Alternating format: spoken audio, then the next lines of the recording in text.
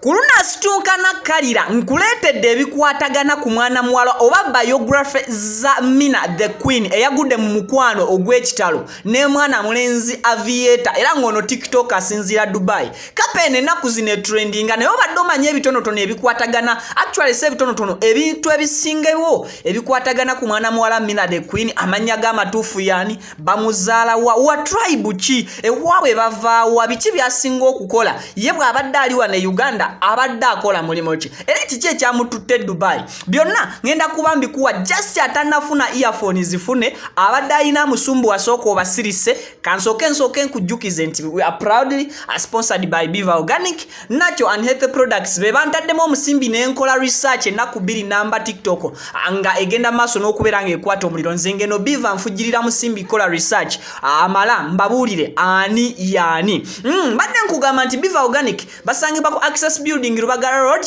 ewojja okugenda ofuna obujjanjabi bwonna obw'omulembe bano bajjanjabisa ddagala lya butonde byetusobola okuyita erya habo era nga ojja kubeera ofuna services zaabwe wali ez'omulembe bonna aboosoose n'ogenda n'obatuukirira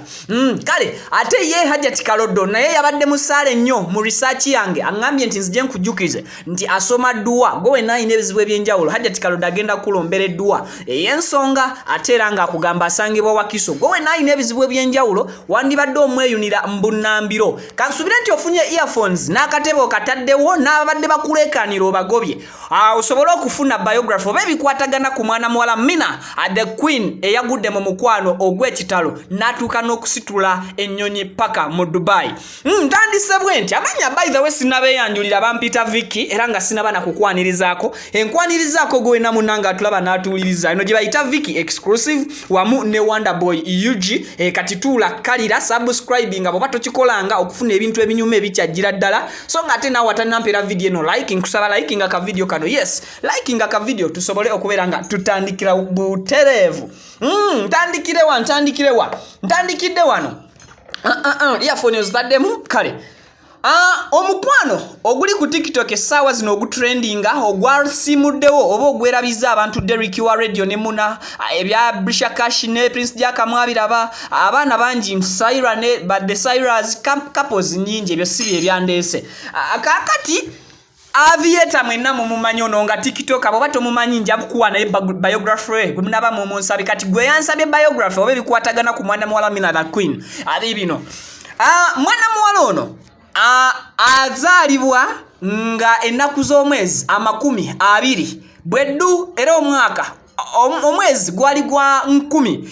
mwana muwala Mina yazaalibwa ng'ennaku z'omwezi 20 era yazaalibwa mu mwezi gwali gwa December so buli December ng'ennaku z'omwezi 20 akuza amazaalibwa ge mubadde mumanyi amannya ge gano ge bayita Mina the Queen nesi ge gaddala ago just galiwo okubeera nga gaslayinga amannya g'amatuufu ayitibwa Katuramu Vanessa era ng'ono Vanessa si mwana muteeso si mwana mugwere si musoga si mukyoli si muki si mu Easterna oba siwa wano mu Central wabula mwana wa mu West wenjogera kuba Westerna nsobola okubeera nga nkuwa information ennungi nti abo babeera basheshe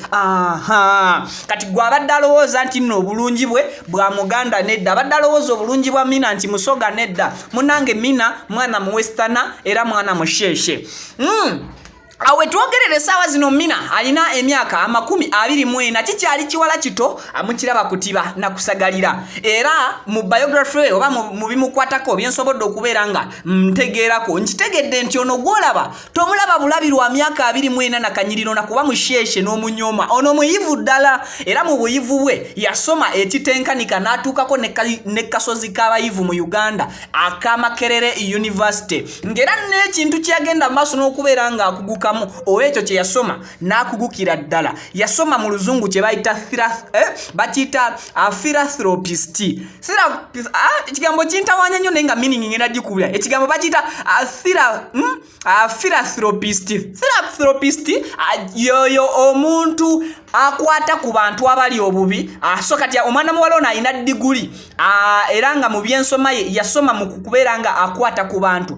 for example amasomero agabeera geetaaga donation asobola okugenda n'adonatinga cause nti bye yasoma asobola okurecognizinga omuntu embeera gy'alimu n'amanya nti kati ono omuntu embeera gy'alimu ali bubi yeetaaga ku buyambi era ye obuyambi n'abeera nga asobola okuwusaka n'abutuusa ku bantu abo ndowooza kati ekigambo ekyo kikutawanya nkikuddiremu bakiyita philanthropist meaning yakyo kansubire nti no okitegedde era degree ye awo weeyimiridde oyinza okugamba nti mwana muwala ono Kampala awo abadde akyali e Uganda oba oli awo abadde mu mwala nedda ono nno mwana wa mugagga gw'oyinza okuba olowooza nti Aviator okumukwana omwaka mulamba n'emyezi 6 gye bamaze mu mukwano nti oba oli awo yayagala bwagazi beauty ye nedda ono Mina the Queen oba Katuramu Vanessa ewaabwe bagagga ebyensuso era nga bano bagagga ebitenkanika mwana wa maama lwaki sikugamba video eno gimpereka like nsobola okubeera nga nkuwa ebingi bye nazudde kati mubingi anti kubeera nti ewaabwe bagagga mwana muwala ono Kampala abadde tasula bwayise abadde tasula mu Katanga era abadde tasula mu Kaleerwe abadde asulira ddala mbifo ebyabagagga nga bw'okimentioninga buli omu akimanyi abaveeyo bantu babijodolo era ng'ono abadde asula oyita kusala amaroodi bwe njogera kusala amaroodi si kuba nti we wakyasinza abaavu abangi wabula njogera kusala amaroodi oluguudo olukutuusa mu kitundu ky'abagagga gwe bayita ekitundu kye bayita Munyonyo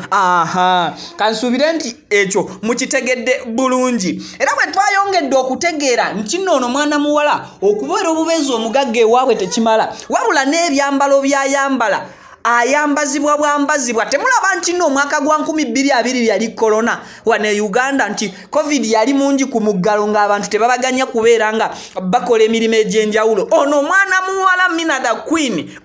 kati nga yafunye boyfriend amanyiddwa nga Aviator munnange buli lugoye lwabadde ayambala abadde asasulwa abalala mubadde bunoonya mirimo naye ono mwana muwala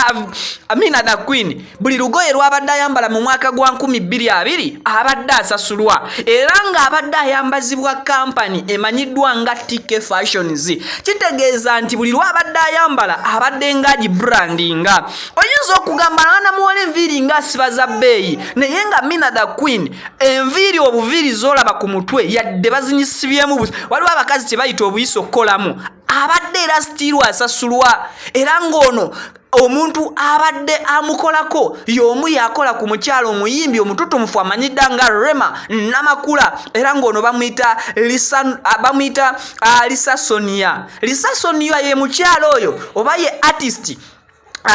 yasoma ebyenviiri ne makeup akola ku Rema Namakula oyo gwe mwegomba era ayogeza abantu obw'amakulu beauty ye ne makeup naddala bw'abeera ng'agenda kukola videos ze ez'enjawulo tuwumulemu oba mbatwalire ddala mbamalireyo ddala kiki ekirala kyesikubuulidde ku mwana muwala ono Mina the Queen